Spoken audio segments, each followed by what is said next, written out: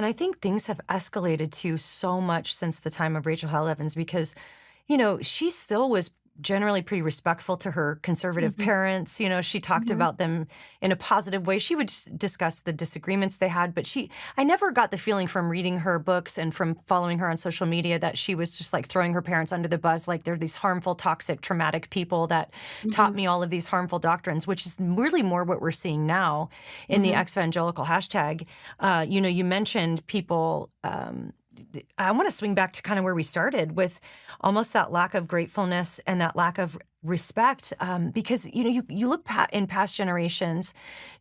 No, my mom always told me that she's like, everybody's going to end up with mom guilt. You're going to fail your kids. I failed you in Mhm. ways. You're going to fail your kids in ways. And part of becoming an adult is really just sort of acknowledging that and figuring out the ways you need to forgive your parents for like the ways Mhm. that they Mhm.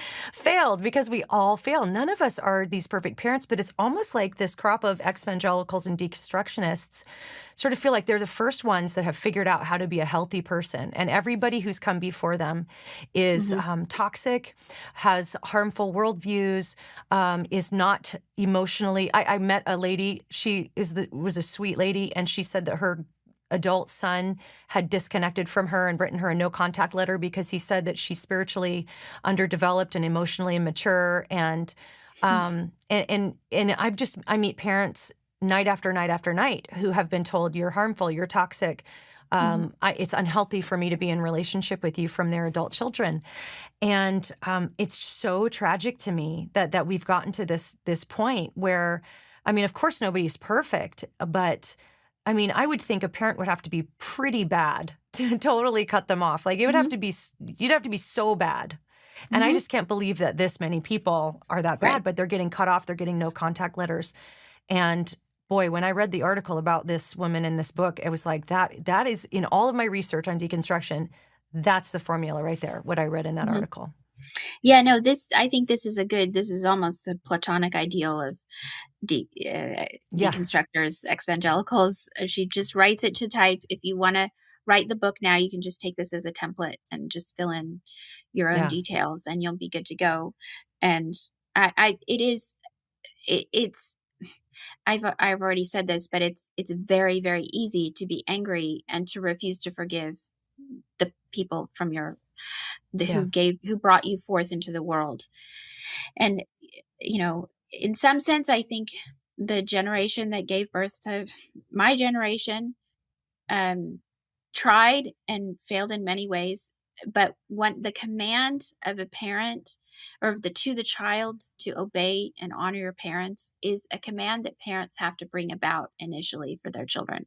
They have to teach them to obey and to honor them, Yeah. which is embarrassing and weird in our Mm. culture. Yeah.